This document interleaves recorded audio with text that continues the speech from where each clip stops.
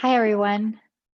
First, I want to say thank you to all of you that are tuning in to my Voice of Healing um, messages about my healings and readings. It means the world to me. So thank you.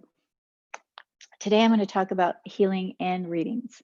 So the first one's about a healing, and this person was distant, and I knew nothing about what was wrong with her.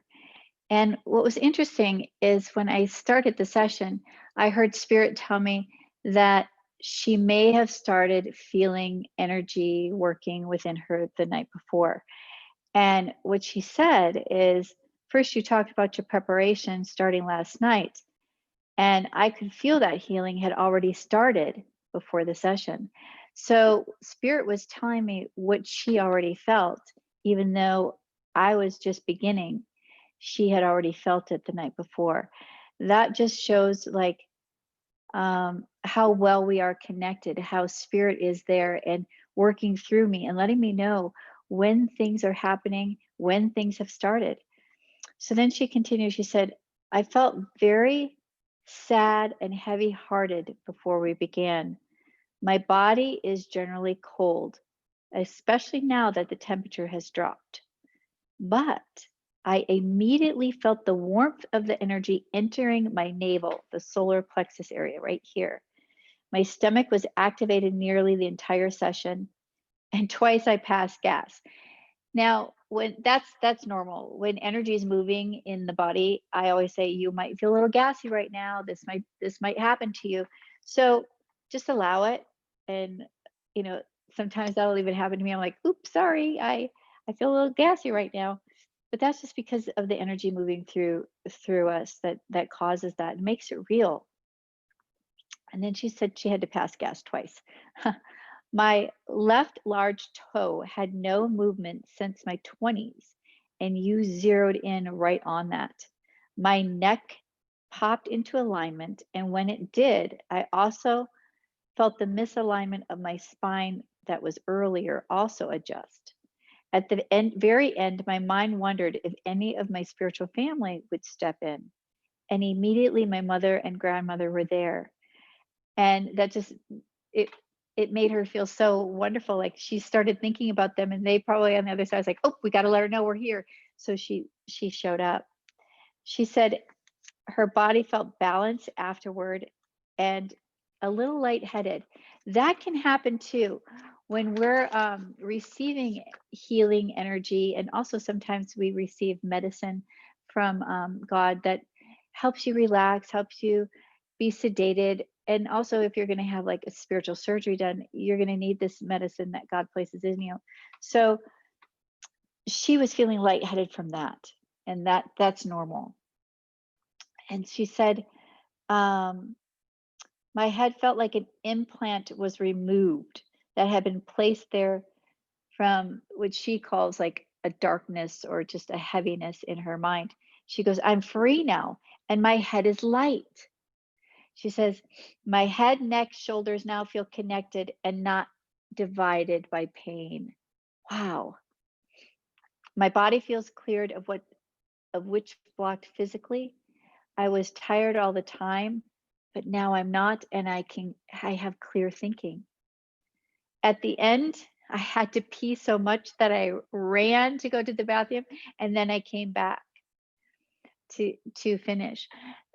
That's happened many times to me too. It's like, oh my gosh, is this session almost over?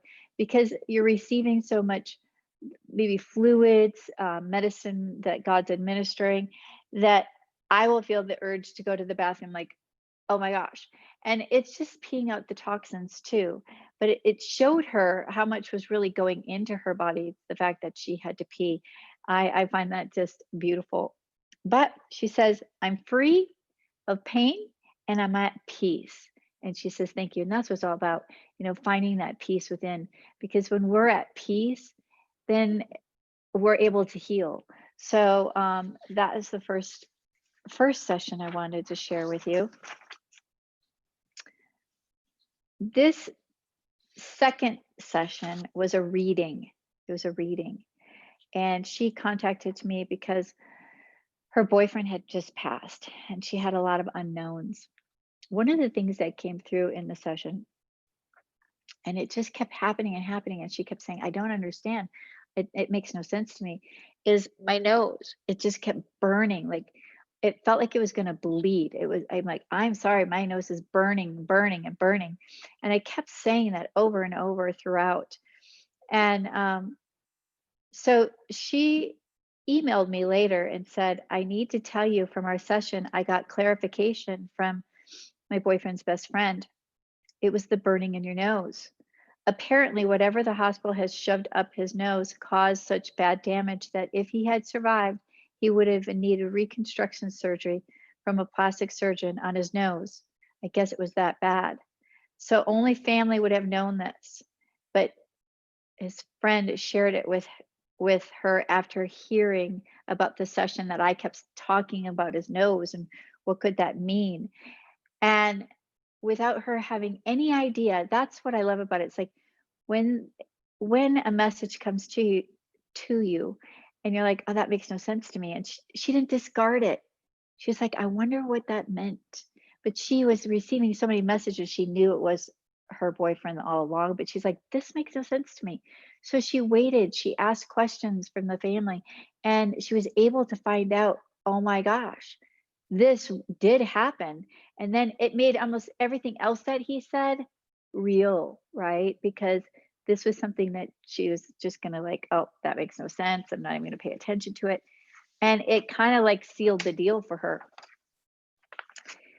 What was happening to her too during prior to her connecting with me, she had these candles that supposedly will burn for 60 hours. It's the battery operated ones. Well, she had them on for over 60 hours. So she's like, oh, they're not going to work anymore. And they were totally, just turned off, sitting in her bedroom. And they kept flickering on and off before the session occasionally. But then it would light up her room when it was dark. And she's like, started to talk to him, like, are you doing this? Could this be happening? And he came through saying that that was him making the lights flicker. Well, these lights could not flicker because the batteries were worn out. So how was that happening? He was using his energy to create the lights to work.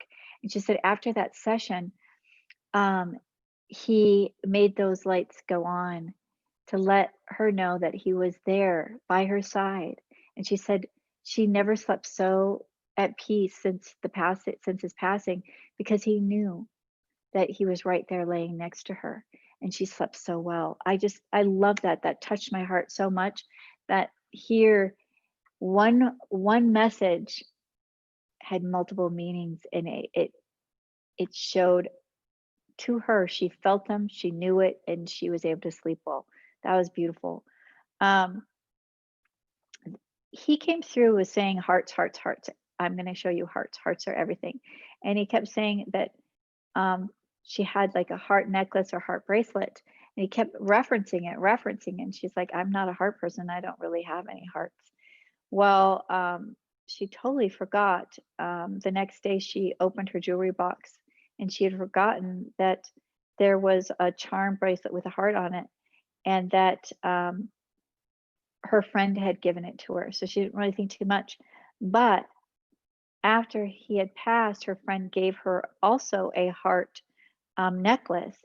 And the friend said, yeah, I know you don't like hearts, and I'm not much of a heart person, but I just felt like I needed to get this for you. And so it shows that her loved one guided her to buy that, but she felt that strong intuition. I need to get this for her, even though I know she doesn't like hearts. She trusted it. She felt that need, and she walked through it, and she purchased it, and she gave it to her, and now it means everything to her, and she loves hearts.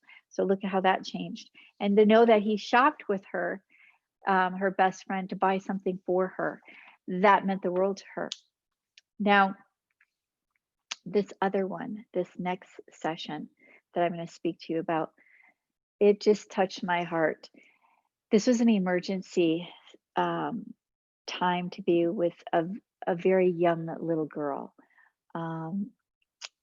She's under 2.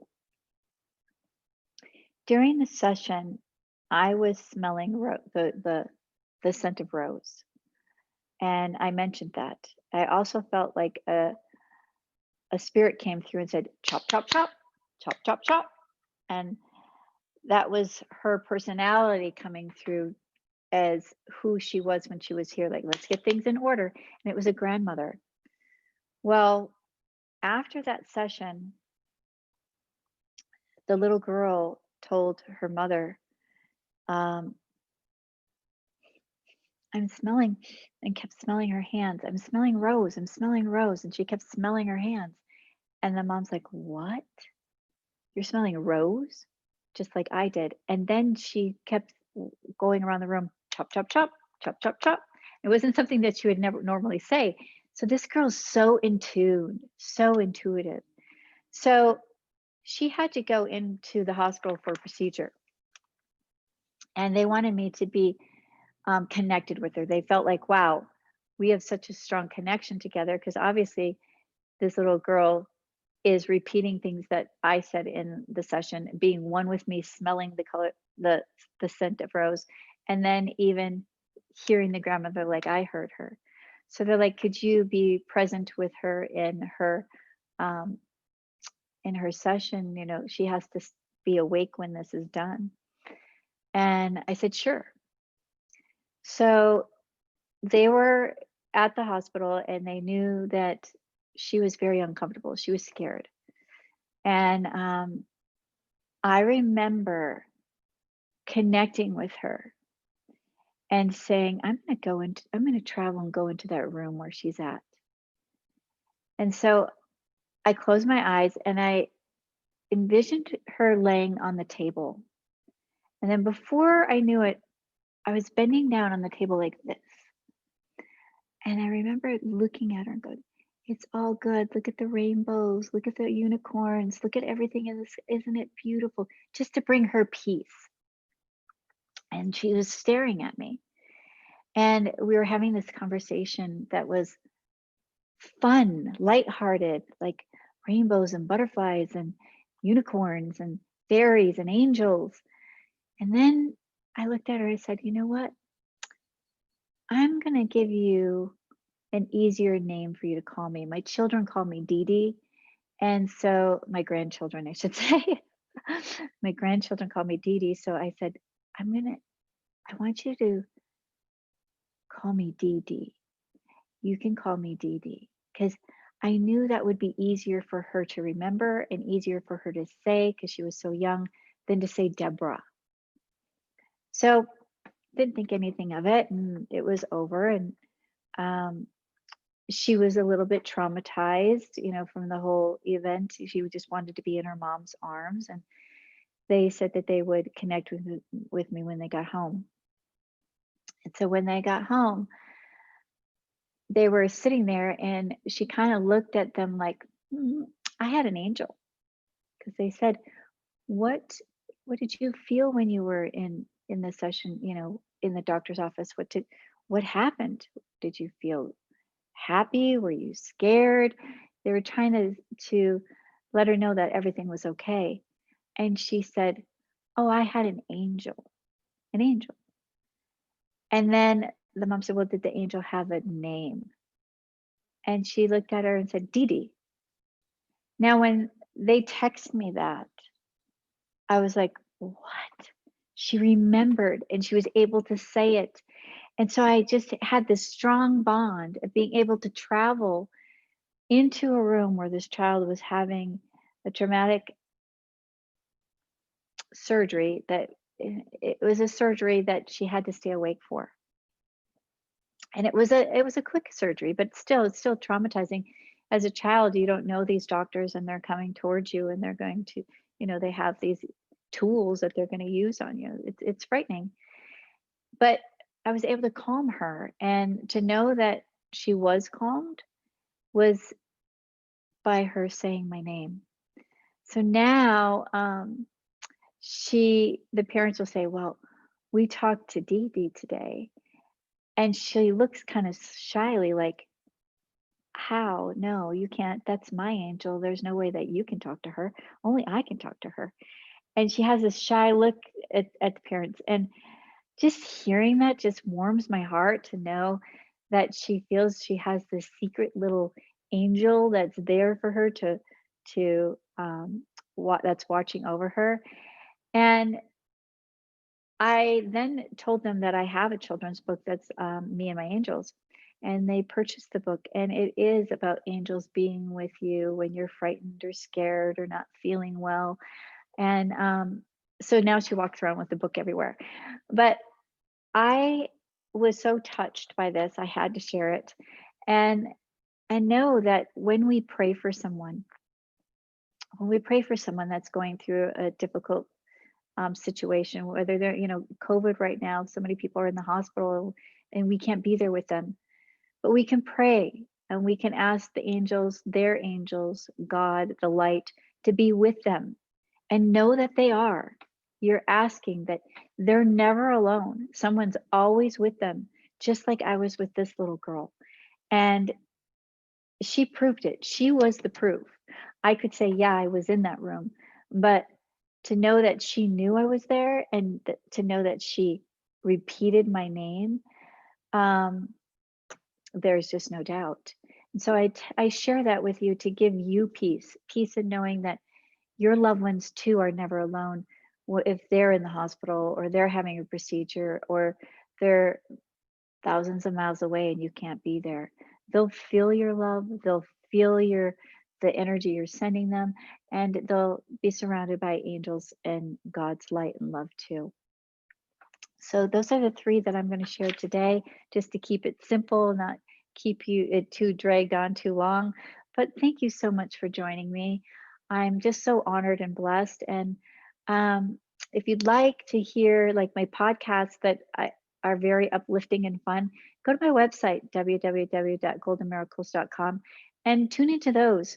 They're audio, so you could be cleaning your house and listening to some uplifting conversation at the same time. But anyway, thank you, thank you, thank you. Until we join again, God bless and have a joyful day.